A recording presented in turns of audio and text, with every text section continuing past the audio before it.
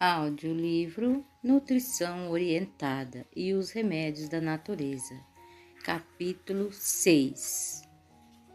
No uso dos alimentos, devemos exercer discernimento e bom senso. Ao percebermos que certo alimento nos não convém, mudamos a dieta, usamos menor quantidade de alguns alimentos e experimentemos outras preparações. Como seres inteligentes, estudemos individualmente os princípios e usemos a nossa experiência e discernimento para decidir quanto e que alimento nos convém. Conselhos sobre Saúde, página 476 e 477. A importância da proteína. Praticamente tudo em nosso corpo depende de proteínas. Sem proteínas, não se constrói uma única célula em nosso corpo. A pele, os órgãos internos, o cérebro, os nervos, os músculos, o cabelo, as unhas e todos precisam de proteína para formar suas células.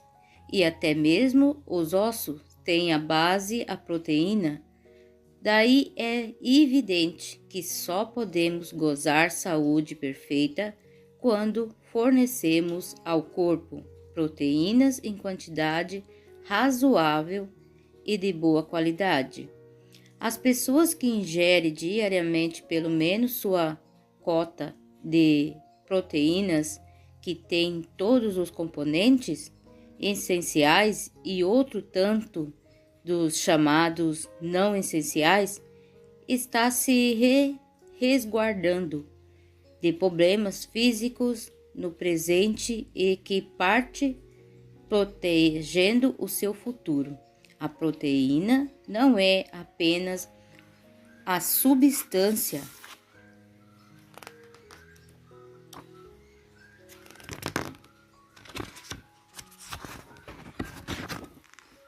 essencial da célula, mas até certas manifestações vitais oriundas de funções orgânicas, como movimentos peristálticos, elasticidade da pele, fabricação de anticorpos, produto de enzimas e etc.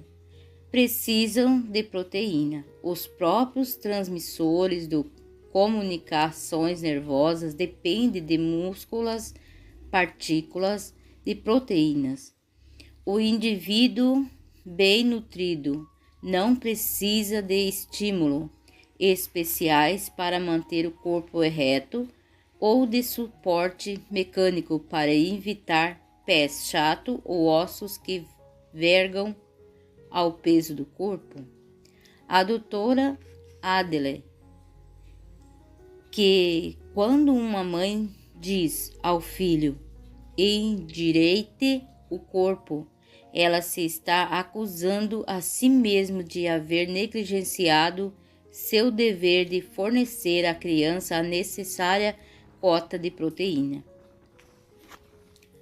Há alguns anos após uma de minhas conferências sobre nutrição e saúde, uma senhora me abordou com um problema.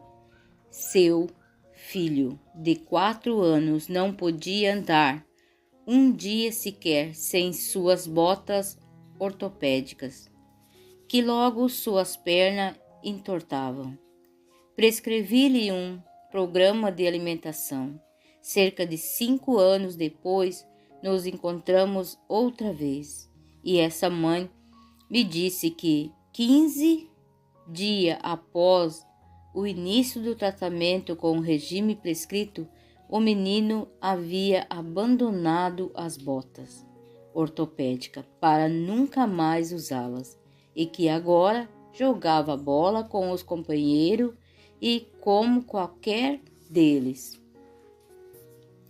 Nas dilatações e distensões, quando as artérias e veias se dilatam, quer seja no caso de varizes hemorroidas ou outras distensões, nos casos de derrame cerebral, rompimento de vasos sanguíneos, obstruções de artérias e outros problemas relacionados, sempre uma dose adequada da devida proteína teria evitado a anomalia, mas graças a Deus que ainda não é tarde demais para os portadores de tais problemas recuperarem a saúde.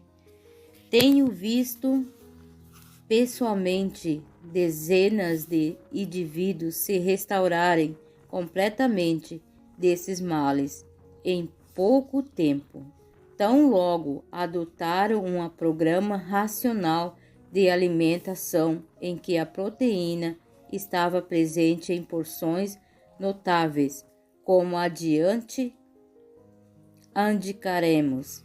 Vi há alguns anos um senhor de 75 anos de idade com enormes varizes em ambas as pernas e uma chaga aberta, cobrindo cada um dos tornozelos internamente. Não parecia que uma pessoa tão idosa pudesse sarar de tais varizes.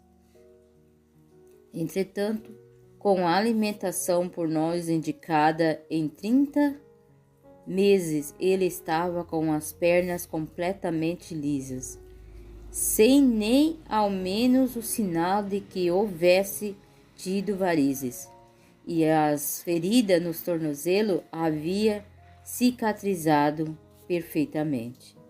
É evidente que, não havendo suficiente proteína, a falta de reposição de célula impede a devida elasticidade dos tecidos e permite a dilatação das artérias, tecidos e órgãos que assim permanecem até ocorrer o distúrbio, mas toda vez que salientamos o valor da proteína, com todos os seus componentes, queremos dizer que, na maioria dos casos, não basta que a proteína seja completa, ela tem de ser preferencialmente de fonte vegetal, originária de várias substâncias e bem combinada, a fim de evitar os grandes desperdícios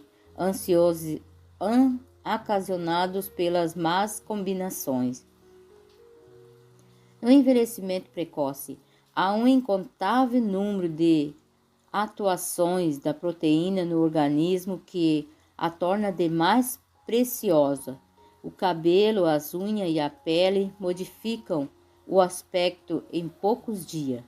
Tão logo se ponha em vigor um plano sábio de alimentação em que a porcentagem de proteína seja considerada com destaque. Ninguém precisa perder o cabelo que tem ou tê-lo quebradiço, áspero, seco e sem brilho, ou mesmo mal cheiroso. As unhas devem ser lustrosas por natureza, bem formada e resistente, e a pele deve ter todas as características da saúde, assim permanecendo por quase toda a vida.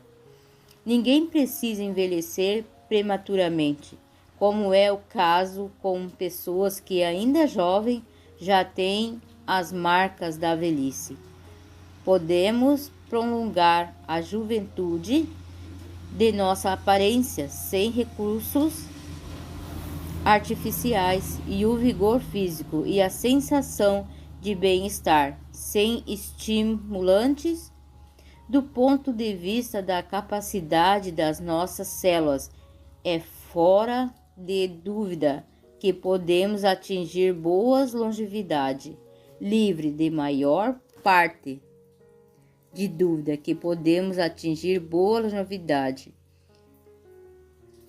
dos males, parte dos males que aflige os idosos. Para isto, bastaria que soubéssemos o que comer. e como fazê-lo, e que vivenciamos em conformidade com a natureza o tempo todo,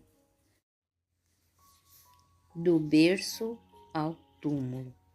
Nas defesas, equilíbrios e funcionais. As proteínas são as matéria-prima de que se fazem muitos dos hormônios de nosso corpo, a produção de anticorpos para nos defenderem da doença. Tem sua base em proteína e estas são igualmente necessárias para evitar que os fluidos de nossos órgãos sejam demasiado ácidos ou alcalinos, ou para combiná-lo a fim de neutralizar os excessos. Na obesidade, as pessoas obesas cometem um erro gravíssimo ao passarem fome para emagrecer. Não é de menos comida que necessitam, senão do alimento correto. Elas devem chegar ao seu peso de tabela, comendo a saciedade, porém de alimento certo. Organizei programas de alimentação para as pessoas obesas que chegaram a perder até 40, 60 quilos em 6 meses, sem deixar uma ruga e sem passar fome de qualquer maneira. Os mais insaciáveis glutões deixaram em paz a geladeira dentro de 5 a 4 dias, desde o momento em que lhe foram aumentadas as proteínas vegetais. Verifiquei em centenas de casos que não era de abstinência que necessitava, mas de maior quantidade de proteína, a proteína correta, sem os desperdícios ocasionados pelas más combinações. Na gravidez e na amamentação, de modo especial na gravidez e na amamentação, a mulher precisa aumentar sua cota de proteínas em cerca de 50%, conforme a indicação encontrada na página 75. Muito da fome e gulosidade gestante e fome de proteínas, a falta de leite na que amamenta é carência de alimentar, bem entendido, carência dos corretos nutrientes de que o organismo necessita para o desempenho de suas funções. A doutora Adele frisa isto repetidas vezes em seu livro. Nenhuma mãe precisaria ter falta de leite para seu filho, caso fosse devidamente orientada quando a sua alimentação durante a gravidez, até antes dela e depois enquanto amamentasse.